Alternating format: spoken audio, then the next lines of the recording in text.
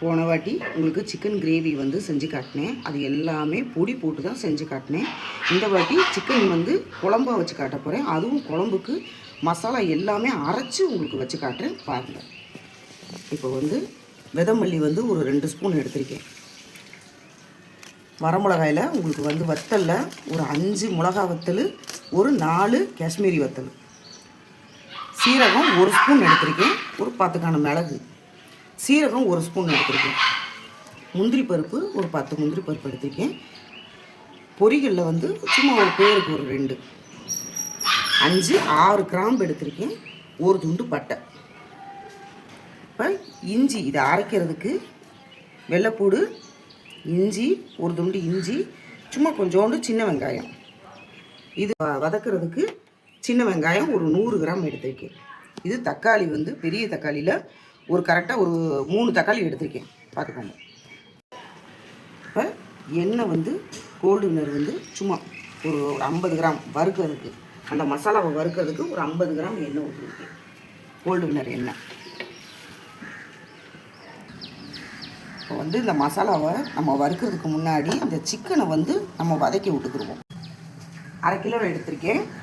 இந்த 1/2 கிலோ சிக்கனில் நல்லா மஞ்சள் பொடி உப்பு போட்டு நல்லா அதை கழுவி ஒரு கவுச்சி வாடை இல்லாமல் க்ளீனாக இந்த நல்லா காஞ்சிருச்சு. இப்போ வந்து ஒரு 100 கிராம் எண்ணெய் ஊற்றிக்கோங்க சிக்கன் குழம்புக்கு. இது காயட்டும். இப்போ வந்து இந்த வறுக்கிறதுக்கு உண்டான அந்த இதில் வந்து ஃபுல்லாக காஞ்சிருச்சு.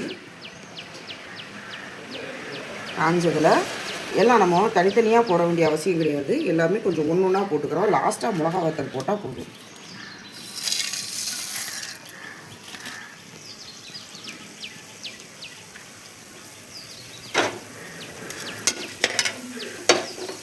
எப்பயுமே எண்ணெயில் நல்லா வறுத்து அந்த மசாலாவை அரைச்சி குழம்பு வைக்கும்போது அந்த குழம்புடைய டேஸ்ட்டே பயங்கரமாக இருக்கும். இதில் எந்த தேங்காயும் நான் சேர்க்கலை. முந்திரி பருப்பு, அந்த குழம்புக்கு வந்து முந்திரி பருப்பும் உங்களுக்கு பொரியலை மட்டும்தான் போட்டிருக்கேன், கசகசா கூட போடலை. இப்போ இந்த அளவுக்கு வறுபட்டால் போதும். இந்த அளவுக்கு மசாலா வறுபட்ட உடனேவும் இந்த மிளகா வத்தலை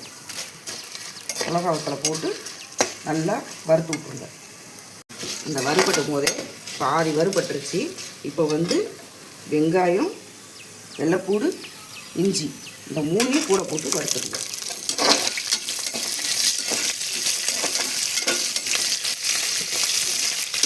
அது நல்ல சிவக்க வறுக்கணுன்ற அவசியம் இல்லை. அது கூடவும்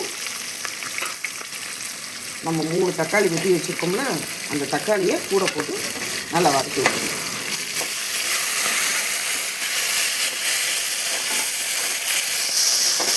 இப்போ இது ஒரு பக்கம் வதங்கிக்கிட்டு இருக்கட்டும். அடுத்து வந்து இந்த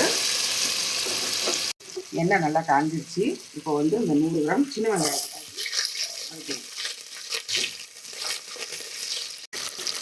இந்த வெங்காயம் நல்லா ஓரளவுக்கு பொன்னிறமாக அது வதங்கணும். அது நல்லா வதங்கட்டும். இப்போ வந்து இந்த மசால் வந்து நம்ம வறுத்தாச்சு. இதை வந்து நம்ம அரைச்சிட்டு வந்துடும்.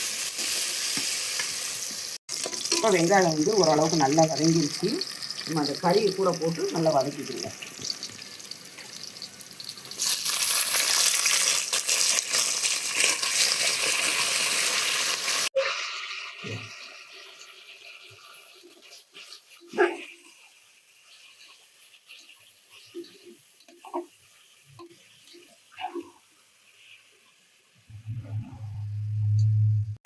இப்போ இந்த சிக்கன் குழம்புக்கு வந்து சிக்கன் ஒரு பக்கம் வெந்துக்கிட்டு இருக்கட்டும்.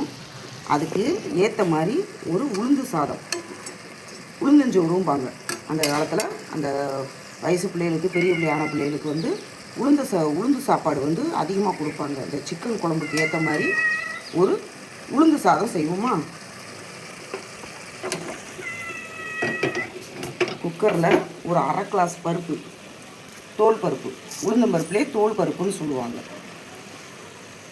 இந்த தோல் பருப்பை நல்லா 1/2 கிளாஸ் பருப்பை போட்டு நல்லா லைட்டாக அந்த பொன்னிறமாக வர வரைக்கும், அதாவது ரொம்ப இதாகவும் இருக்கக்கூடாது, ஒரு மணம் வரும், உளுந்தோடைய ஒரு மணம் வரும்.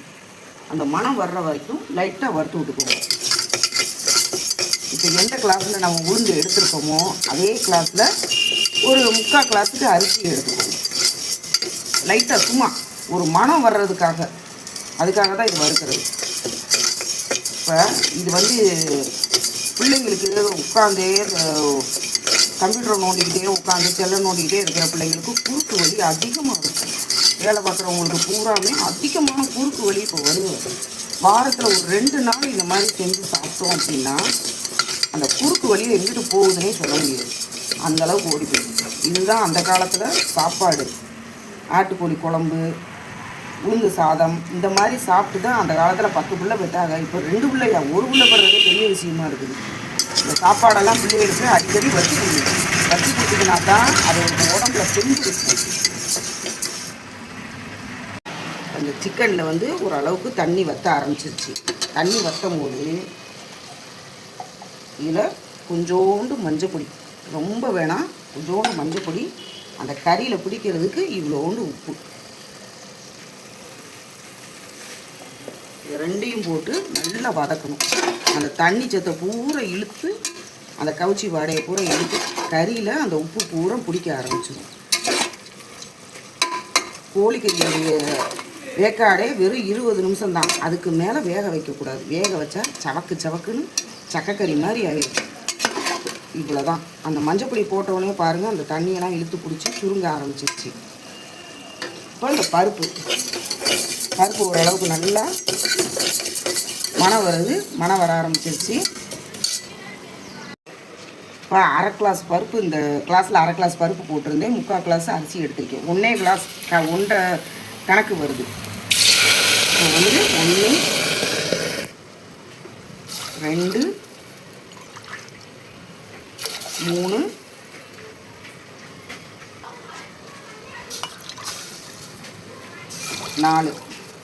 4 கிளாஸ் தண்ணி ஊற்றிருக்கேன். இப்போ இந்த பருப்பு ஒரு நல்லா கொதித்து வரக்குள்ளையும் நம்ம கையளவுக்குன்னு பார்த்தீங்கன்னா இவ்வளோ சீரகம் போடணும். இவ்வளோ சீரகம் போட்டு ஒரு 10 பல்லு பூண்டு எடுத்து வச்சுருக்கேன், அதையும் கூட போட்டுக்கோங்க. கூடையும் போட்டு நல்லா அது கொதிக்கட்டும். 4 கிளாஸ் தண்ணி ஊற்றிருக்கேன். 1.25 கிளாஸ் அரிசி பருப்பு சேர்ந்தாப்புல இருக்குது. ஆனால் தண்ணி வந்து உங்களுக்கு 4 கிளாஸ் ஊற்றிருக்கு. இப்போ கறியோட தண்ணி பூரா வற்றிடுச்சு பாருங்க. வற்றினதுக்கப்புறமா மசாலாவை அரைச்சிட்டு வந்துட்டேன். நல்லா வலுவலுன்னு இந்த அளவுக்கு மசாலாவை அரைச்சிருக்கணும். ஒரு இது இருக்கக்கூடாது, நல்லா வலுவலுன்னு இந்த மாதிரி இருக்கணும். அரைச்ச மசாலாவை அது கூட ஊற்றிடுவேன். வேறு எக்ஸ்ட்ரா தண்ணியெல்லாம் ஊற்றவே வேணாம், அந்த மிக்சியில் அரைச்ச தண்ணியவே ஊற்றுங்க. அப்படி பார்த்தா இது அம்மியில் அரைக்கணும். அம்மியில் அரைச்சா தான் அது இன்னும் மணக்கும். இந்த இப்போ மிக்சியில் அரைச்சதே உங்களுக்கு அவ்வளோ மணமாக இருக்குது.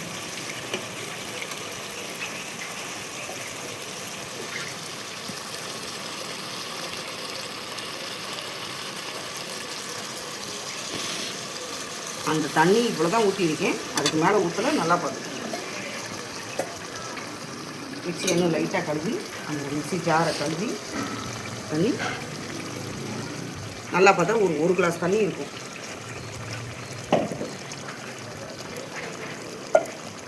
அந்த குழகுழப்பை பார்த்துக்கோங்க. அந்த கறியும் அந்த மசாலாவும் எல்லாம் ஒன்று போல் பிடிக்கணும். இப்போ மசால் வந்து நல்லா கட்டியாக இருக்குது. அப்போ உங்களுக்கு ஒரு கிளாஸ் தண்ணி மசாலா ஊற்றி நல்லா குழகுலன்னு கட்டியாக இருக்குது. இப்போ அந்த மசாலா வந்து ரொம்ப இதாக இருக்கக்கூடாது. இவ்வளோ குழகுலன்னு இருந்துச்சுன்னா ஊற்றி சாப்பிட்றதுக்கு இதாக இருக்காது. அதனால் ஒரு கிளாஸ் தண்ணி ஊற்றி வந்து நம்ம கறி பிடிக்கிறதுக்கு மட்டும்தான் உப்பு போட்டிருந்தோம். இப்போ அந்த மசாலாவுக்கு ஒரு உப்பு, அந்த குழம்புக்கு இவ்வளோ உப்பு போட்டால் போதும்.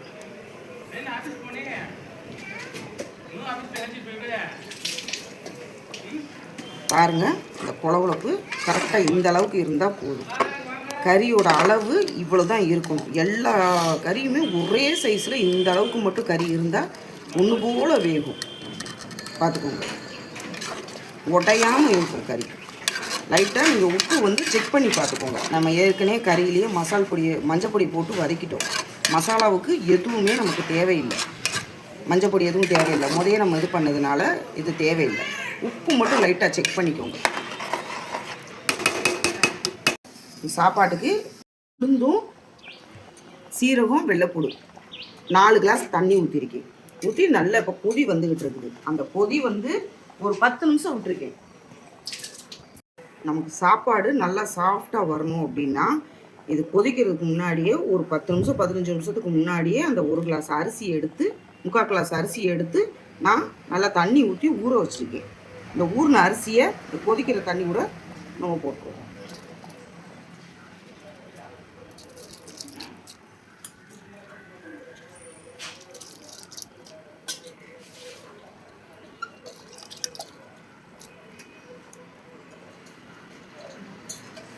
இது கூட இப்போ உளுந்து சாதத்துக்கு உளுந்து அரிசி சீரகம் வெள்ளைப்பூடு எல்லாம் போட்டு கொதி வந்துருச்சு. கொதி வந்துட்டு இருக்கும்போது அந்த சாப்பாட்டுக்கு தேவையான உப்பு போதும். 1 கிளாஸ் அரிசி தான் நம்ம போட்டிருக்கோம், அதனால ரொம்ப எல்லாம் இல்லை, 3/4 கிளாஸ் அரிசி தான் போட்டிருக்கோம், அதனால உப்பு இவ்வளோ போதும். போட்டு நல்ல ஒரு கிளறி விட்டுட்டு உங்களுக்கு உப்பு எவ்வளோ தேவையோ அதுக்கு தக்கன நீங்கள் போட்டுக்கோங்க. ஏன்னா ஒரு சில பேர் வந்து உப்பு ரொம்ப பிடிக்கும், ஒரே அளவாக நார்மலாக இருக்கிறது பிடிக்கும். ஒரு சில பேருக்கு வந்து பிடிக்காது, கம்மியாக போடுவாங்க. அதனால் நீங்கள் வந்து சாப்பாடு கொதிக்க ஆரம்பிச்சிருச்சு.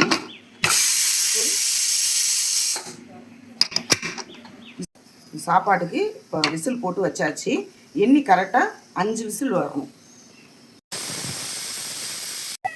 சிக்கன் குழம்புக்கு விசில் போயிடுச்சு பாருங்கள். எண்ணெய் நம்ம தண்ணி எவ்வளோ ஊற்றணும், வெறும் 1 கிளாஸ் தான் தண்ணி ஊற்றிருக்கோம்.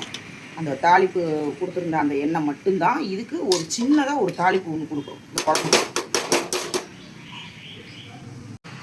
இப்போ தாளிப்புக்கு நம்ம ரொம்ப எண்ணெய் வேண்டாம், ஏற்கனவே அந்த குழம்புலேயே அதிகமாக எண்ணெய் இருக்குது. 2 தடவை ஏற்கனவே வதக்கி நல்லா தாளித்து ஊற்றிருக்கிறதுனால எண்ணெய் அதிகமாக தான் இருக்குது. சும்மா பேருக்கு தாளிப்பு கொடுக்கணுமேங்கிறதுக்காக சும்மா ஒரு 2 ஸ்பூன் மட்டும் எண்ணெய் ஊற்றிருக்கு. தாளிப்புக்கு சீரகம் ஒரு 2-3 கிராம்பு, பட்டை 2 துண்டு, ஒரே ஒரு ஏலக்காய், 2 கருவேப்பிலை, சீரகத்தை எடுத்து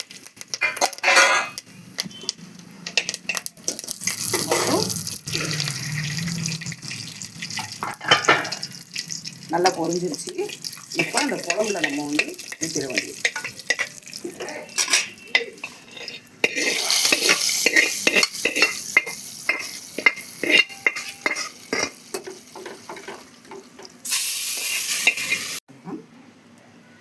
சிக்கன் குழம்பு ரெடி ஆயிடுச்சு. அதில் விசில் முடிஞ்ச உடனே அடுத்து உளுந்து சாதத்தை காட்டுறேன் பாருங்கள். உளுந்து சாதத்தில் இப்போ விசில் போயிடுச்சு. எடுத்து பார்ப்போமா?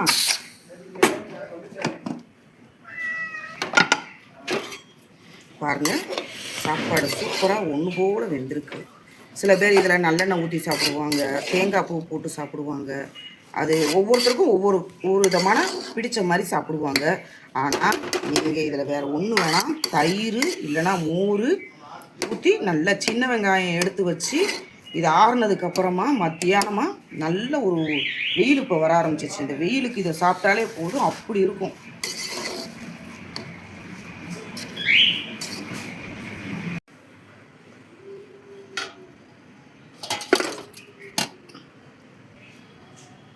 இந்த மாதிரி உளுந்து சாதம் வச்சு பிள்ளைகளுக்கு நல்ல என்ன நாட்டுக்கோழி குழம்பு வச்சு இது பண்ணி கொடுப்பாங்க.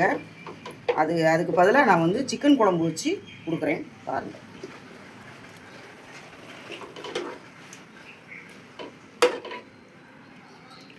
இதை செஞ்சு சாப்பிட்டு பார்த்துட்டு எப்படி இருக்குன்னு கமெண்டில் சொல்லுங்கள்.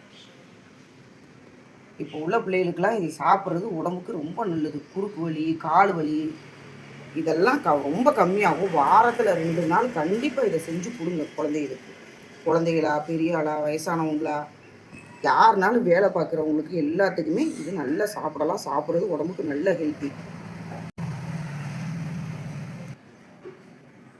செஞ்சு சாப்பிட்டு பார்த்துட்டு எப்படி இருக்குன்னு எனக்கு கமெண்டில் சொல்லுங்கள். கிராமத்து ஆளுங்க பாரம்பரியமாக செய்கிற உணவில் இதுவும் ஒன்று தான். உளுந்து சாதம், சிக்கன் கிரேவி, இதிலே மட்டன் கிரேவி இன்னும் செம்மையாக இருக்கும்.